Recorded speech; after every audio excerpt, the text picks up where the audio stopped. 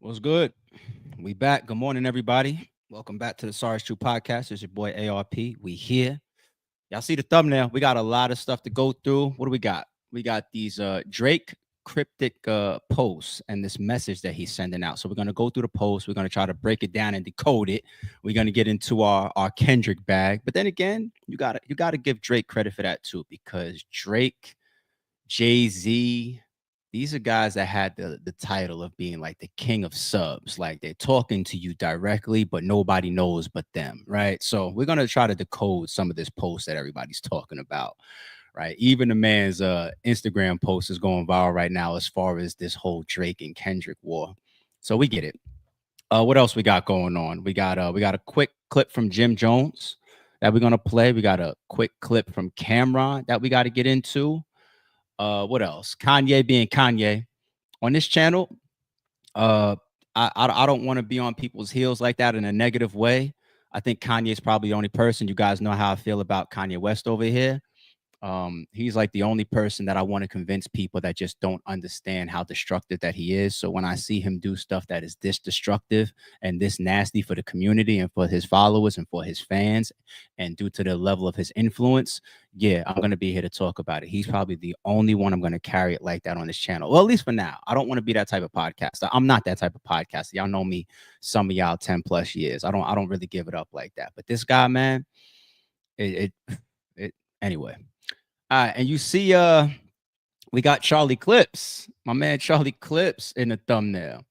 Charlie Clips just battled a couple days ago. He battled Casey J on T Top's League. I want to talk about Charlie Clips's performance, and I'm gonna tie it into a much bigger message, something that I want to use as a message to league owners and point something out and that happens with league owners and something that league owners do. It should not be interpreted as negative. It really is game, but it's something that we definitely got to talk about. So shout out to the chat real quick. I see salute ARP, top of the morning chat.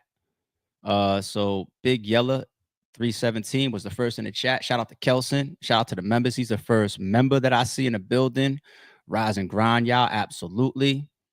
What else do I see? Jim Jones dropping a new video every 2 or 3 days. That's dope. Putting visuals to them songs because he's got a dope album. A2 Sports Network says, ARP, I saw you on academics this morning. So it's funny too, because I went to sleep at like 1 something. I was on Text to Go. If you know him from Battlerap, I was on his stream at like 1 o'clock in the morning, 12 something last night or whatever, real late. And I'm still here. So as I woke up and I'm going through my phone, my man Clips, he texts me that as well. He texts me the same thing. I'm gonna jump over there real quick. What's academics on? Is he talking shit about me? Let me bring it up real quick. Is he talking? Let me know in the chat. Is he talking shit? Is he dissing me? me and dude don't got no. I didn't fucking had some streams about him speaking my truth, but let me try to see what's going on. Real quick. I want to shout out. Hold on, y'all. I think I can match it because I think it's over Little Ronnie. That's the screenshot that Clip sent me this morning. He sent it to me like 3 o'clock in the morning. Okay, she trying to. This is it. Is this it? This must be This must be it here. Is this it? To the affidavit. Let me scan it. Yeah, I see my joint coming up. That's just algorithm stuff. Oh, you mean right there? He's playing all stuff. Well, the title of this says she trying to stay alive, so I assume that he's just playing our stream. It looks like because it's related to the topic, which is actually cool because I give permission to all fellow content creators to use my podcast content the same way I pull up podcasts and news related content on my podcast. If academics or any podcaster wants to use my footage related to the Sorry It's True podcast, they have the green light. You could play us at any time. I don't care. It's the battles that I have an issue with. If you want to play our battle rap footage, you got to tap in. You got to shoot me a DM. You got to hit me up. You got to get approval. Okay. All right, let's get to our topics now. But shout out to all my fellow content creators using the footage because we use some of y'all stuff too. Okay, we keep it fair. That's why I never use Vlad TV shit because he's always put out a message that how sensitive he is over that. So I never play Vlad TV shit. All right, Drake. Hey, Drake. Hey, Drake. All right, let's get into this. What's the caption read? You know, I grew up non-confrontational, always treated this game as a sport where my pen won gold. But these days, the podium has been hard for us all to ignore. I understand that this next chapter may leave you feeling uneasy, but I hope you see my honesty as clarity, not charity, that answers some questions, especially about the unanswered text you've been sending me. So when you say text, that's like sounds like an individual, but then again, it could be all these different people hitting you up, trying to tap in, trying to check in with you, some of your old friends, old associates, and you've been more blacked out these days. Like as far as like, I'm not answering nobody. I don't know who's who. I don't trust people. I done been scorched. I done been burned by people. I assume that's maybe what he means.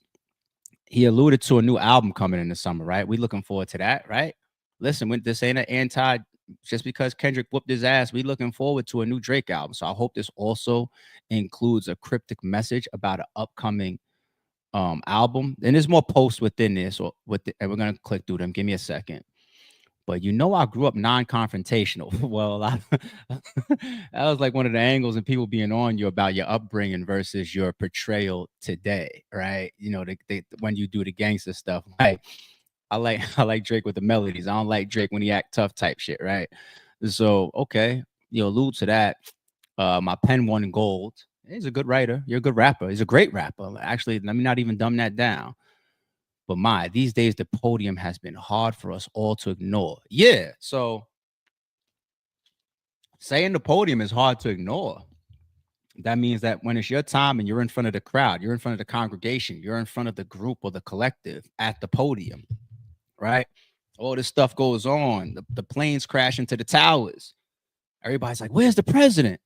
As per Dave Chappelle, they would say, where's Ja? Like, are y'all with me? That was hilarious back then. But that's what, to me, I interpret when you say the podium, right? Drake is always at the podium. First of all, he's one of the biggest rappers in the world. Second, you take one of the biggest hip hop moments ever, if not the defamation, all this new stuff, the biggest hip hop rap battle of all time. He's been at the podium since last year. So everything he says and he does, and it almost seems like the wording of this is as if like, you know, it's been tougher these days because he's already on the record trying to claim that he's unbothered. Like he tries to show a side of him that's unbothered, the way he's always out and about and still moving around and whatnot, and the way he even speaks to people. Like he even sends messages through other people. How many people, like I think academics reported one time, yeah, I spoke to Drake, man. He ain't think about that. He ain't worried about that. He ain't bothered by that. Even Adam 22 the other day said that his conversation with Drake in regards to that USB drive, right? He said he seemed very unbothered. He seemed fine, yet he's making these phone calls like, hey, man, what's on that damn drive? So you could only convince us that you're unbothered, but so long, right? Like anybody, any human being, this isn't no kudos to Kendrick moment. Any human being walking around in Drake's shoes right now is going to feel like you're carrying a book bag versus bricks times 10. Like, come on, man. Like lawsuits and people playing with your name. Actually, playing with your name is too small to say. Like people just murdering you online for day after day after day. You can't get out the light. I'm not saying he's made the best effort to get out the light, but so when we look at this caption as it relates to this first picture before we start scrolling through, you know what I hope that this means the most, to be honest. I hope that this means that he's going to have his own moment of clarity, Jay-Z shit. He's going to have his own moment of clarity where he's able to address some of the most relevant situations around him from a place of honesty. And he's forewarning us like, look, some of y'all might feel away or whatever, but this is what it is. What do people want to actually, whether it's an interview or in song, one of the other. Drake will not be able to just go his whole career without addressing this. Well, he can, but it's that much of a shadow then that'll just be left there. You have to, in some form, address this. Give your fan base and the hip hop culture some type of explanation as to some of the stuff that has happened, right? The internet is just too big to escape, and that goes for everybody, no matter who you are, right? And like he said, this is getting heavier and heavier at the podium. So what's the things that he would have to address that in some form? The defamation lawsuit, of course. A way to address that is actually winning, right? If he wins, that'll be a message within itself. But outside of the stuff that he said in the Hot Park 6, like related to like the younger girls and those type of allegations, there's still been so much that's happened, broken relationships, fallouts with artists and whatnot. Like I don't want to see him do a campaign against any women though. Like he these documentaries that's online, they paint him in a picture that have a problem with women. We don't want to see you posting Lucian Grange's daughter. Okay, Drake? We don't want to see that. That looks bad, sir. We don't want to see a song or an interview of you tearing down Serena Williams. We don't want to see an interview or hear a song of you trying to kill SZA. Like, no. You know what I'm saying? Like, fuck my advice. I'm just saying. It's been a lot of missteps, Drake. Listen to somebody, please. Whether somebody close to you or a stranger, listen to somebody. But the defamation lawsuit is one, and he could alleviate some of the perspective and some of the pressure and some of the, if he just addresses it in a good, honest way. He could be calculated too. He could script it out. He could memorize his whole shit and then not rap it, but say it to the public. So that's one. His feelings towards maybe Kendrick and the Super Bowl. I mean, people's always going to want to hear those two guys address how they feel about each other, right? This is historic. This is a historic hip hop moment. So I get it. But we don't want to hear you going after the women and nothing like that. You got to address these fucking the Grand Canyon in your room, not the elephant. Like you got to address the Grand Canyons in the room. You know what I'm saying? In one form or another. If we go through this, the second picture, I believe this is Baca, right? And judging by just the look of this, it looks like a throwback picture. Doesn't look like a recent picture, right? Is this a younger Drake? Is this it looks like a throwback. That is a little surprising. That's very loyal. It's very loyal to still be walking courtside with top 5. It's very loyal to be posting up pictures with you and Baca, and he was one of the highlights as to one of the biggest, I think the biggest hip hop song in history. Not like us. He was one of the highlights with some nasty allegations, right?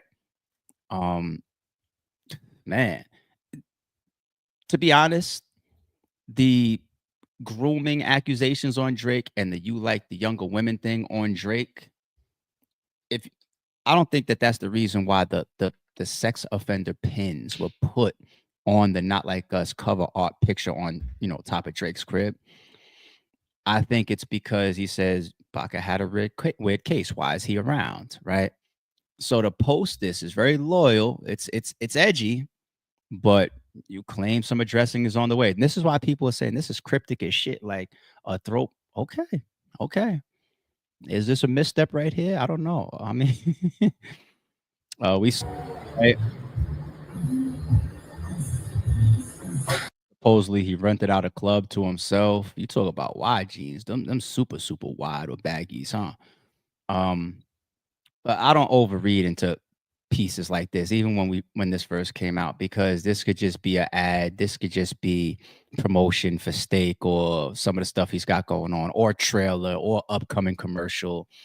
You know what I'm saying? Like that could be a dope music video that he's shooting. I'm in a club by myself on my laptop playing or gambling on steak. Who knows, right?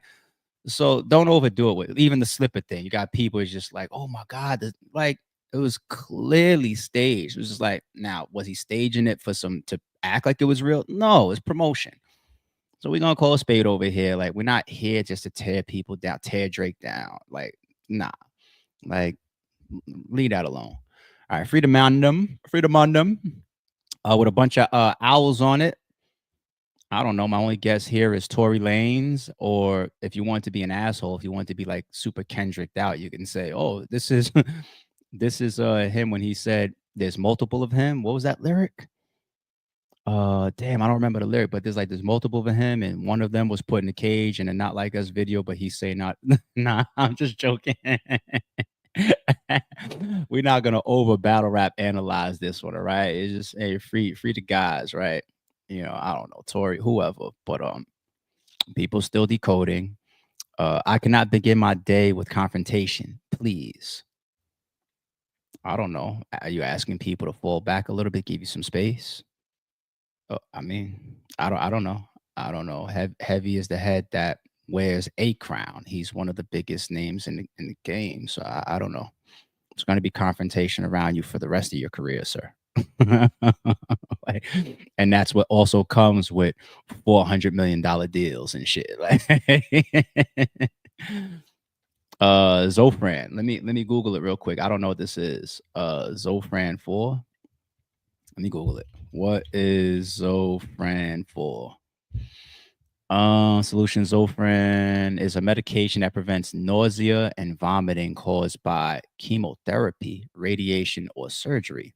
It blocks substances in your body that can cause nausea and vomiting. Why would you have a post with medication that's related to people fighting cancer?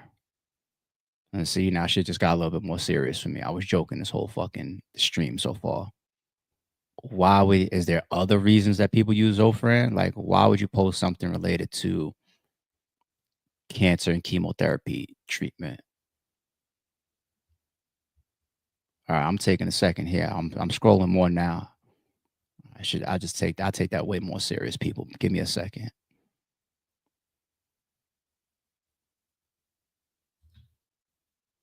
Every post that I'm seeing.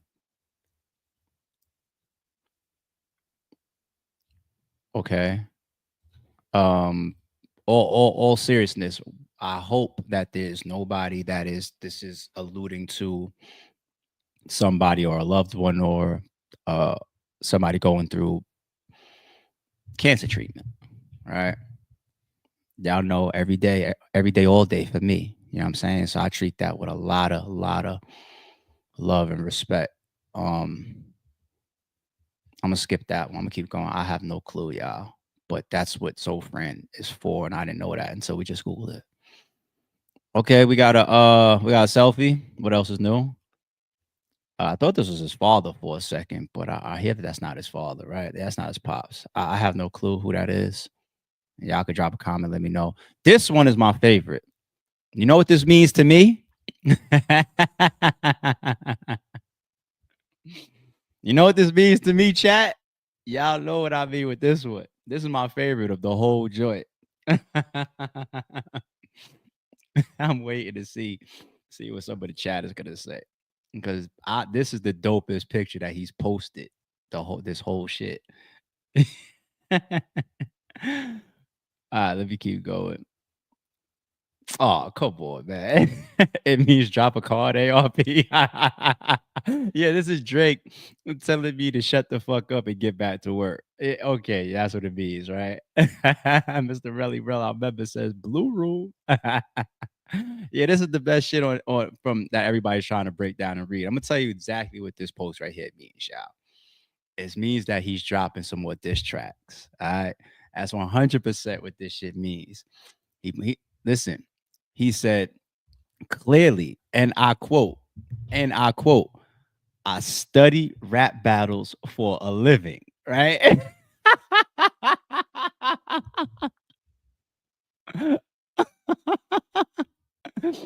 He said, I study rap battles for a living. You know what I'm saying? I got it on my Instagram when Drake was talking about RBE battles. He's talking about battles like Daylight and King Lowe's and a couple other battles. Like Drake is well aware of Rare Beat Entertainment and all the battles that we've hosted. You know what I'm saying? And if he's as much tapped in and in tune, like he talks to Hitman Holla a lot, as a matter of fact. Like him and Hitman Holla is real cool. You know what I'm saying? So if he studies battle rap, if he's tapped in it with as many battle rap people and follows it as much as a lot of people know that he does, you're not in battle rap and you don't know about the Blue Room. You know what I'm saying? You're not a battle rap fan. You don't know battle rap if you don't know what the Blue Room is. Okay. So how funny would it be, y'all, if this is like a war ready post? Like Blue Room time. Hey, we here for it. Drake, get on your Blue Room type tip, man. There's a lot. Only classics come out of the Blue Room, sir. So Drake, if you put out some garbage under the pretext of a Blue Room, I'm on your heels. Okay. So only classic work needs to be associated with the Blue Room. Don't fuck it up. Okay. There's a legacy. Don't fuck it up. We ended with Max Out 3. Don't fuck it up. Okay. My bad.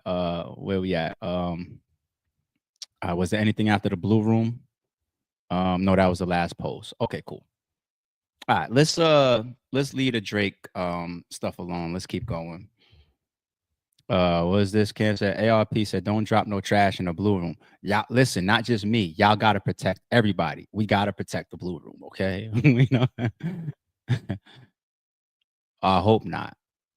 I hope not. Twiz, shout out to Twiz in the building. I hope not. Okay, let's move along. I got Jim Jones in the thumbnail, right? This is gonna be a quick one for Jim. I'm really looking forward to getting to my battle rap topic. Y'all bear with me. Let's get to Jim real quick. Dipset. I'm the one that been holding the bird up for all y'all to say you're still Dipset, else they would have been faded long time ago. None of y'all will remember who we are. I promise you that. I've been holding this shit up for 15 years by my lonely. Every time you saw a Dipset reunion was something that I actually put back together. So what does it take to get I don't know. Right now I'm on my mission. I got to get my bag. I need all this money retroactive. I need 93. Then we can get back to what we doing. In the interim of me busting the move, but I need 93 right now. But it's still equity you built. I get equity off it every day. Oh, no, man. What happened? I can't say too much because of my slaughterhouse shit. Anything I say, I'm gonna look like a hypocrite. I understand as a fan what y'all want. I understand what you used to for seeing because personal friends for watching us in the game come around the game around the same time. Yeah, that was a time. This is my time. I got a whole nother mission. Niggas got to respect my mission now. And I never down the bird. I still got the bird flying high. I'm still Dipset. I never said I wasn't Dipset. I'm the one that been holding. All right, man. Listen, when we hear the fuck shit, we're gonna call it out. When we hear the true shit or the shit that's ain't got no issue with, we're gonna call it out. I gotta go and shout out to the Joe Budden podcast. I gotta go and watch the whole episode. I'm a little late there. I think the full segment now with Jim Jones featuring on the Joe Budden podcast. I think it's out right now on the Joe Budden podcast channel. It was probably already on Spotify or Patreon. But yeah, it's on YouTube now for full release. I gotta go check it out. There's a segment in there, of course, where they're asking about the relationship between Jim and Cam. Can it be patched up, right? I have a lot of respect for Jim's answer about it. To paraphrase to a degree and to not over directly quote him, but his overall message is one that isn't to be looked at like, oh, just come on, like you got to do it, because that's also what's mentioned to a degree in this clip. Okay, we get it. Y'all all from the outside, y'all have this personal investment into the Diplomats, into the Locks, into Wu-Tang, into Outkast, into some of these legendary groups, right? Into Mobb Deep, into Goody, whatever, right? But life is life. People are people. If you have an investment into the Diplomats, which most of us do as hip hop heads, then you have an investment into Camron and Jim Jones. They're the top two people, top 2 or 3 people in a group. Those two along with Jewels, right? So we don't like to see it, but they've been through a lot. They've been through a lot, and you gotta have a little bit of luck on your side to have this many amount of years, this much amount of business and money and deals incorporated into your collective or group, and for things to just stay straight and fly straight. You can't convince me that the Locks haven't had any problems. We just don't know. We know about a lot of the inner fighting in the Wu. There's been all types of fighting and fussing within the Wu. You know what I'm saying? Issues within the Wu. Like, Outkast, they kind of got something going on. I think it's just not that public, right? So it happens, man. Like, I respect the fact that Jim is like, I got to do me. It still alludes back to things that we've said prior. which is he seems a little sour and has an issue with past business dealings, right? He feels like he's missed out on a bunch of money. I think his masters he's still pissed at that. Like who wouldn't be, right? But when you get into the latter part of your career, when you get the age of Jim Jones, it's 49, right? I believe it's 49 years old, about to be 50. When you get into this stage of your career, you still out here grinding, still putting out albums. You got a lot of these heavyweights that transitioned away from the music industry or putting out music because of all these hustles. Putting out music might be the hardest, right? Jay-Z is, if he puts out an album, it's an album for fun. Like Jay-Z, the Jay-Z's of the world took off after music was the biggest platform. It's where he developed his respect, his notoriety. He gave us his creativity. He put so much into the music industry. One of our goats, my personal goat, music wise, from a rapper standpoint, right? But when you start doing these Rock Nations and sports agencies and liquor deals and club deals and fucking the Brooklyn Nets, and this is the shit that took him to billionaire status. It's the same thing with 50. You know, music was music and made a lot of money touring and doing music. Hell, he just did a tour, right? Off of old music, by the way. But he just did a tour. Make a lot of money there. But when I go Tyler Perry mode, when I talk about my vitamin water deal, these are the big hits. You know what I'm saying? So to see Jim Jones, which I believe is 49 years old, still putting out albums. And you see Cam and 50 was over there trying to clown him the other day for his album sales numbers. You know, at his age, I don't think it's easy to still be trying to be lucrative off of music. I think doing your features here and there, keeping yourself on tour. If you got an old school catalog that can keep you booked, then you're good money. Like Fab, when's the last time Fab put out a full album? But Fab seems to live in the club, live booked, live on the road, right? So that's the thing that I keep seeing Jim allude to. Like he said, from 93 retroactive, I got to overcharge him for what they did to the Cold Crush. All the money that I lost from the past dealings. Oh, Jim, Cam and Mace over there, you know, they got their deals and whatnot. And they certified checks, their checks that they know is coming through the week, weekly, bi-weekly or monthly, whatever their pay cycle is. I need mine. Y'all want this diplomat shit because y'all are attached to it. I need to worry about me right now. He better. Because obviously nobody else in the diplomats is going to worry about him. Okay. He has to. So I actually respect this. And if they ever get back together for the sake of music, cool. But don't hold your breath. No time soon, people. Okay. Don't hold your breath. Let me get into my best friend. Once again, I'm still walking down towards this battle rap topic. Y'all just bear with me. Let me bring my best friend up here. This is the homie right here. This is my idol. This is the only man in the world that we should all aspire to be like. Get the fuck out of here. So when I did the stream the other day and I was on his heels for the swastika that he wore on his t-shirt, I was disgusted by it. If you go to that stream, go into the comments, there's literally people in the comments of my video defending Kanye, saying the swastika is supposed to have a different meaning. It's not only tied to neo-Nazis and that Hitler's German movement and whatnot, but swastikas also have symbolism related to spirituality and spirits and what. And I said, really? This is what we're doing? We're going to say that in Kanye's case, he's walking around with that swastika t-shirt, despite the tweets that the whole world saw him tweet, saying Hitler got swag and all of this. Really, when he wears the t-shirt out in public, we're going to say, oh, no, he probably just means spiritual. Really? That's the type of shit that we be seeing like a mall do for Drake. And that's where we be like, come on, man. What are we doing? But for anybody that wanted to give him that out or that pass for whatever stupid reason, he follows up and he shows you how much he wants to keep his friends with that type of credibility.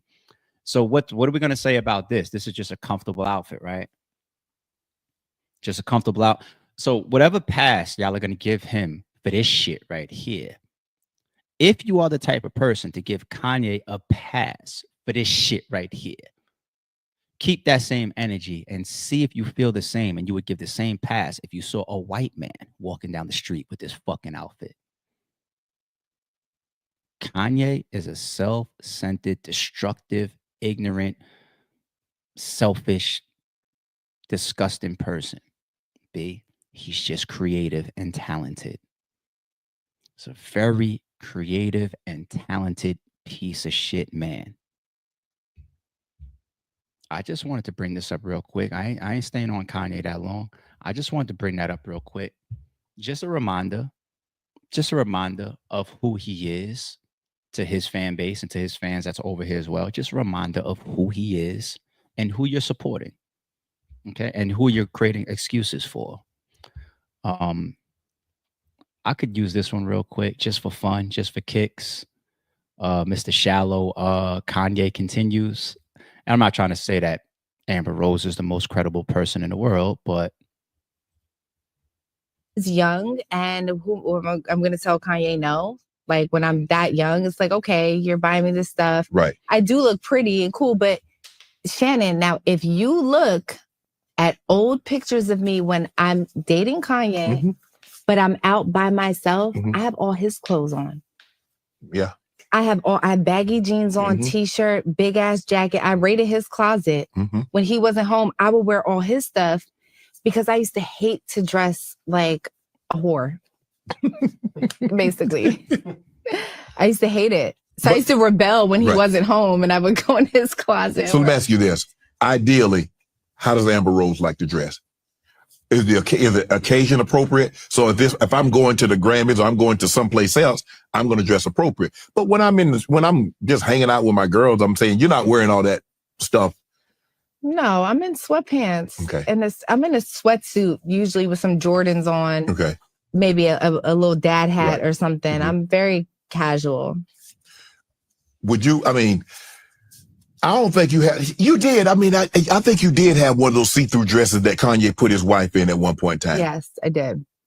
Amber. I cried. Really? Yes, I did. I remember crying. I was in like Italy or Paris or something. And I remember crying and arguing with him and being like, I don't want to wear this. I don't want to wear it. You don't understand, it's fashion. I'm a genius. You know how he is. And it's like, okay, I still don't want to wear it, but I wind up wearing it. They ate me up on the internet. They ate you up. They ate me up. And then I'm like, the guys will try to eat you up too. The guys loved it. The guys loved it. I was like, chill out, oh my God, I really just don't. Was that something as you look back, that was many, many years ago. It was. If that was something you do again, you'd never do anything like that again. Do what? Wear something like that. No. But that was because that was prior kids. It was prior. So you got kids now. So you guys are like, nah, I got boys now. I can't do that. Yeah. So I'm actually on OnlyFans, right? Okay. And so I know OnlyFans has like this stigma of like porn and right. I am on OnlyFans. I'm doing cute pictures, selfies. I'm talking to my fans. Right. Hey, what are you doing? all right. Okay, Miss Rose. Okay, chill out. So once again, we're not gonna overdo.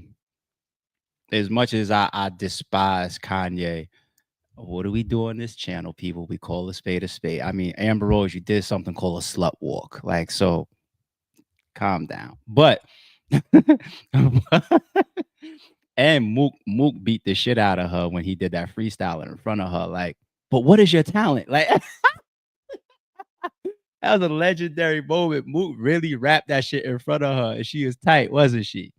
Yeah. So, I mean, the Amber Roses of the world we know because you dated Kanye West, right? And then after that, you being an attractive, sex for sale image type of woman. We saw all out XXX pictures of her, right? She dated a bunch of people in the industry, the 21 Savages, the Wiz Khalifa. She got kids with him, other celebrity names, right? Like, we understand how the Amber Roses of the world move around the industry and become who they are. Some women even aspire to be the next Amber Rose because they feel like it's winning. I can get on a show. I can get on Shannon. I can get a kid with Wiz Khalifa. I could walk around and shop with Kanye. Hey, you know, today's woman hopefully doesn't aspire to this Instagram shit. You know, you want to get on Backpage, nothing wrong with it. It has to fit you, your lifestyle, your family, your kids, whatever. I'm not here to down it. But the tie-in to the last piece when we played Kanye up there with his his new outfit, right? The reason why I only mixed in this Amber shit is because we heard this type of shit about Kanye before.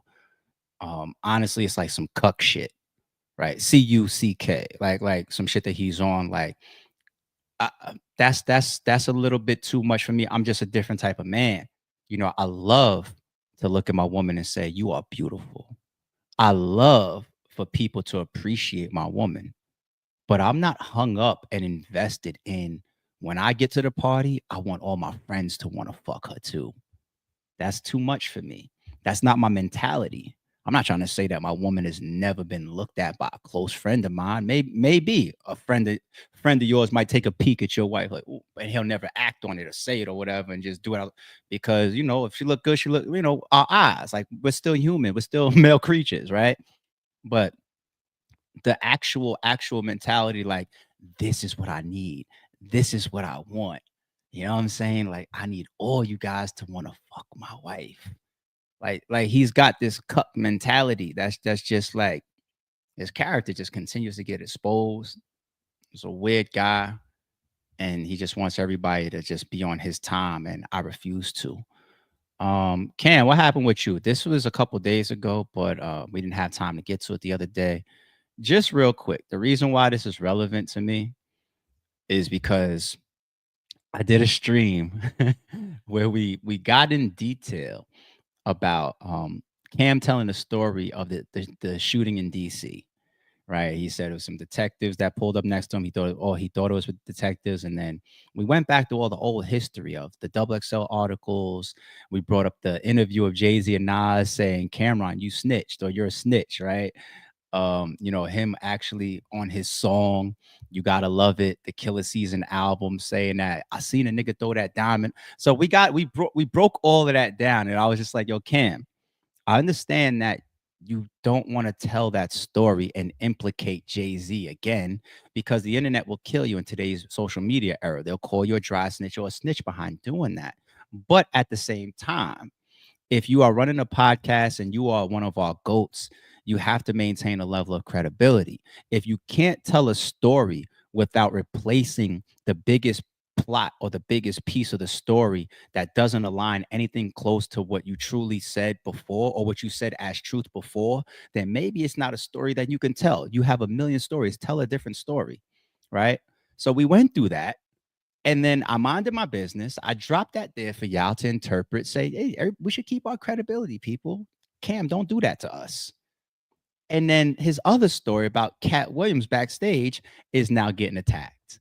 So now, once again, let me be fair. This is Cat Williams' man. He's literally on tour with Cat Williams right now. I just went to their show like last week, right? He was one of the people that took the stage with Cat. That's one of Cat's, right-hand man. So I'm pretty sure, he has a bias. But if you're going to come out and publicly stamp that this man is making something up and he's a liar, Cam, don't develop this reputation. If you're going to start being on your podcast and being like, yo, I got a story to tell and getting your biggie bag, just keep credibility. Don't leave room for people to just come out and be like, what is he talking about? I was there. He didn't flip Cat Williams upside down.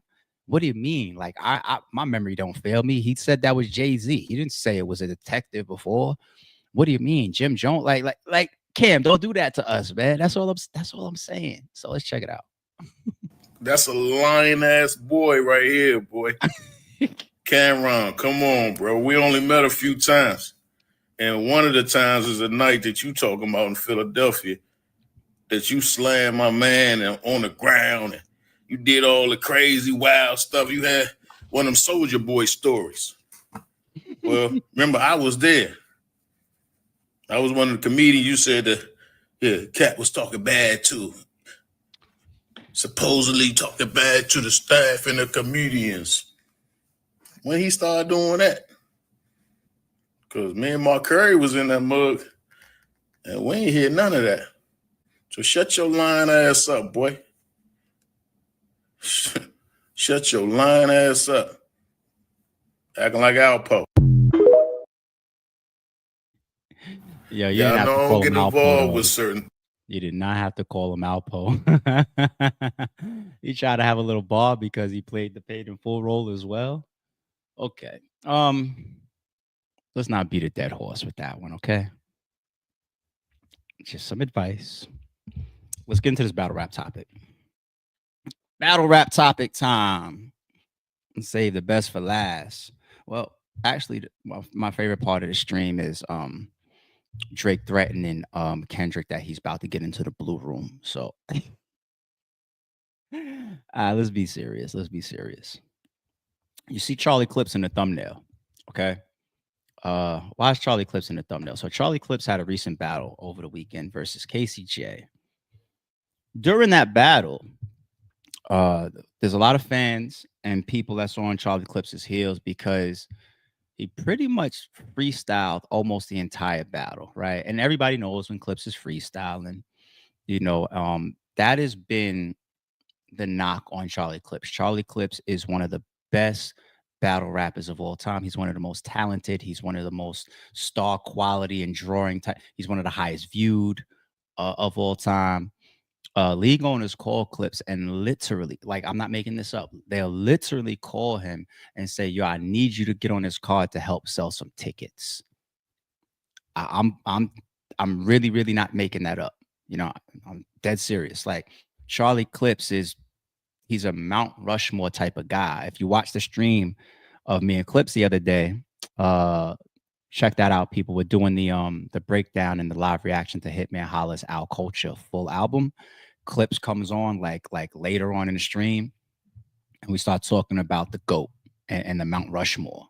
He gives a great breakdown of why he should remain a candidate and one of the 4 Mount Rushmore, right? So we know who Charlie Clips is. The freestyling thing is the only thing that one of the only things that people knock it, and he deserves it. He knows this. Clips knows this. I ain't gonna get up here and try to gloss it over. So when he does that, it's like again. But here's one of the main angles that Clips was using in his freestyling. He continued to harass T-Top, who's the league owner. And it's his first card as well. He continues to harass T-Top. Like, y'all want to know why I'm doing this? I didn't get my money. My PayPal didn't hit. My Cash App didn't hit. I didn't get my money, blah, blah, blah. He harped on that in so much of his freestyle. And there's parts of it that feel awkward because it's just like your opponent's right there, this female battle rapper, and the owner of the league and the card is on the side, and you keep rapping to him about being owed money. Not the best content that any league owner wants in their footage, right? But I had me being one of the most prominent and successful league owners to ever come through battle rap. I gotta say shit like that, even I don't, you know how I talk. I'd be way more humble with it. But I gotta say shit like that because I gotta reemphasize how much I really know and understand. Me being one of the most prominent and successful league owners that ever come through the space of battle rap. This is a breakdown of something like that. And do not think that this is sticking up for Charlie Clips or making an excuse for Charlie Clips. Charlie Clips, if he ever signs a contract or accepts a deal or accepts a battle, he should accept the responsibility of giving the fans quality work. I'll say that right there first, okay? But there's a but here. Me knowing the league on the side and me also watching the mistakes, sometimes on accident and sometimes purposeful, that league owners make, people don't spot it out. They don't understand it. For the most part, unless you're in those league owner shoes. And there's also a lot of league owners that don't understand what I'm about to say either. And this is really game for you, okay? In business, I could be very, very simple and say you get what you pay for, right? I could be very, very simple like that and say there's a difference between me walking into TJ Maxx versus some prestigious Italian designer, right? Quality wise, you're supposed to get a different product, right? You get what you pay for. League owners have a responsibility for putting an event together that gives the fans a level of quality that meets their expectations. there is way more. This is really why I'm telling you, not every league owner is created the same. Okay. There's really a formula to getting good rounds, good battles, maintaining good relationships, good reputation. They said these things about RBE over the years, not because we got lucky. Oh, they tend to have some of the best battles and the best turnouts. And that's the only stage that Daylight never trolled on. He only rapped on. That's the only stage he's ever done that. Damn, when O Red is on RBE, he's battle of the year level. There's something about RBE and O Red. Some of this person's best work or his best battle or his best performance is on RBE. There's way more to the formula than just me sitting back and saying, this person versus this person. There's a lot. There's who I am, there's my reputation, there's how I promote it, there's how I carry the promotion leading on. This is my engagement. This is me being on the front line, me taking the shots with you up. It's all of these pieces of the formula. And one of the big pieces of the formula is business. Now, there's another battle that was on the card as well. Geechee Gotti versus another young man. I forget his name. All due respect to him, it's my first time seeing him. Geechee Gotti, I think he started off his first round saying, I'm only here to do my man a favor and help him get his chips up. He rapped that. That's what he said. Charlie Clips, I can tell you what he also said on stage. Charlie Clips did a super favor business-wise for this card. There's even another person that was attempted to be booked. I'm not going to say his name. He is a Mount Rushmore county, one of the best of all time, one of the greatest battle rappers of all time. And if I say the number that he was offered, you would then further be like, oh, wow, the point that ARP is making right now. So when I look at Geechee, when I understand the offer that this other one of the greatest of all time got offered to be on the card, and when I see and I know behind the scenes that Charlie Clips did a super favor, here's something for the leagues. You never want a battle rapper to be able to say that he's doing you a favor. You never want a battle rapper to feel like he's doing you a favor, right? Like when I book Averb versus Murder Mook, later on when me and Averb start arguing and shit, you know, Averb calls out how much he got paid, but it was double the most money that I've ever paid him throughout all. I was booking Averb for my very first card in 2014, New Year Order, all the way up until we did that Mook battle in 2018. And of all the battles that happened between my first card ever and that pinnacle moment in his career, as well as one of the pinnacle moments in RBE's legacy, I paid him double of what I ever paid him before. Fact, right? So business-wise, I'm putting myself in that spot. I could use another one, Ill Will versus Hitman Holla. Now, Ill Will is going to come on the RBE platform because we have a whole different type of relationship and friendship. He's going to go crazy for RBE, but he's going to try to, right? But that battle versus Hitman Holla, I don't allow him, or he don't allow me, we don't allow each other to hang our hats on our friendship.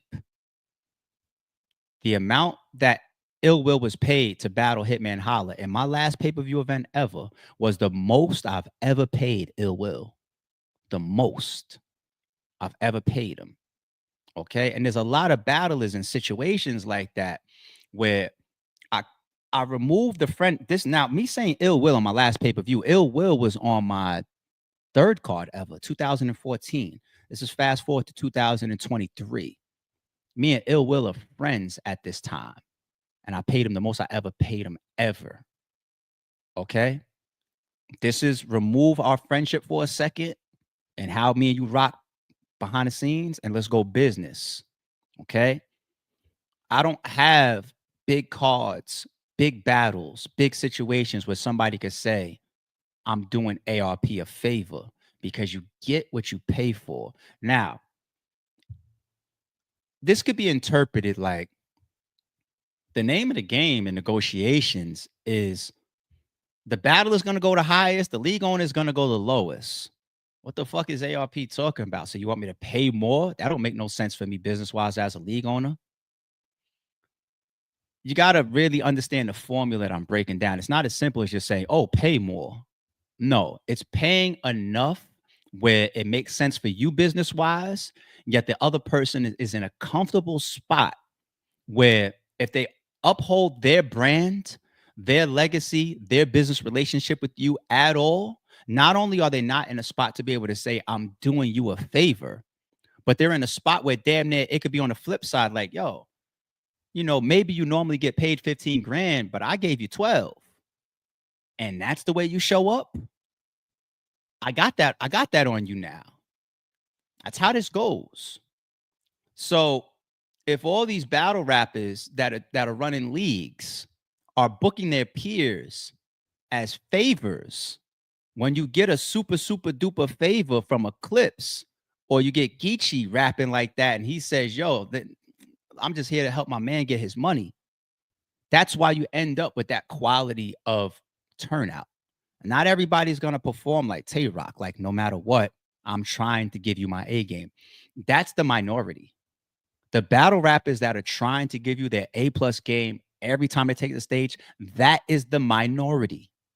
You have to negotiate, conduct business deals, and bring these battlers and these business situations into a space where everybody feels that they're being compensated. There's no favors on the table. And they understand we are here to work. Because if I'm really here just to support you, what type of fucking rounds you think you're going to get from me? And this also bleeds into the whole, got some of these hater ass league owners that would say things like, oh, you pay to play or because you have money. In what world is that a bad thing that I could afford quality? I'm sorry that you have to walk into TJ Maxx or call in a favor every time you're ready to do an event. I don't have to do that. You're mad at me for that? You're jealous of me for that?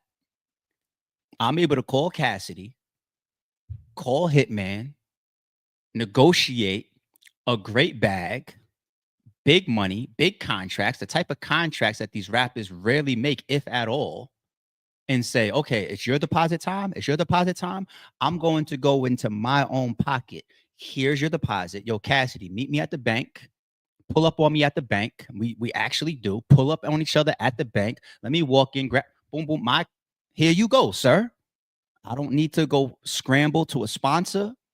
I don't need to go figure out how to get it from somebody else. I don't need to wait for the mayor to come around. Don't be mad at me for that. And then when you turn around, you say ARP and RBE tend to always have the best battles. It's a piece of the fucking formula, the business. People always say all the time, ARP got great business. Not just the way I move, right? But I'm paying a certain negotiation that is deserving on both sides. It's my job to keep myself in the green and make it beneficial for me. That's on me. But if I give you, if you're used to making 15, and I give you 15, right? You want to do a great job for me, don't you? You want to be back, don't you? You want to keep a good relationship with me, don't you? You want me to think about the last shit that you rapped the next time I'm creating a card, don't you? Why wouldn't, what battle rapper is stupid enough to not think about those things? Now, if I'm used to making 15 per battle, and as a favor, I'll let you give me $2 grand. I'm just making numbers up. I'll let you give me $2 grand, right? I barely even give a fuck about your league. You haven't even shown me that you can afford what I want to get paid. It's going to show in the promotion. It's going to show in my, all of this. League owners, please listen. If you are creating favor cards, you might get favor level quality rounds. And then the fans don't know none of this behind the scenes. They don't know that all these rappers are being booked in a favor in 90-second rounds and, all in 2-minute. They don't know that. They show up expecting a Mount Rushmore to give a Mount Rushmore performance, or one of the best ever, like a Geechee, to give me some classic. That's what they show up expecting. They don't know that they're there to give a favor. And the battle rap is a fucking slick. It's the reason why they tell us. It's the reason why Charlie Clips decided to freestyle that shit. And it's the reason why Geechee wants to start his round like that. He also wants to let the fans know this ain't the full Geechee or Charlie Clips or whoever quality, y'all. And this is the reason why. They're doing it in a semi-politically comedic way. Look, man, I'm here to help my man get his chips up. Like, I don't want nobody to ever rap that to me on an RBE stage. I'm only here to help ARP get his chips up. No. You help us both get our chips up, but I paid you because you are a contractor. You are a professional. I paid you as a professional, and I expect professional quality. Now, if I pay you and I get trash, I take that note, and it's next time I need to make a card,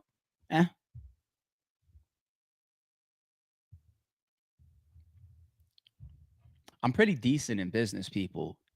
Trust me. Okay? In and outside of battle rap. I'm pretty decent in business. I'm also pretty decent in dealings.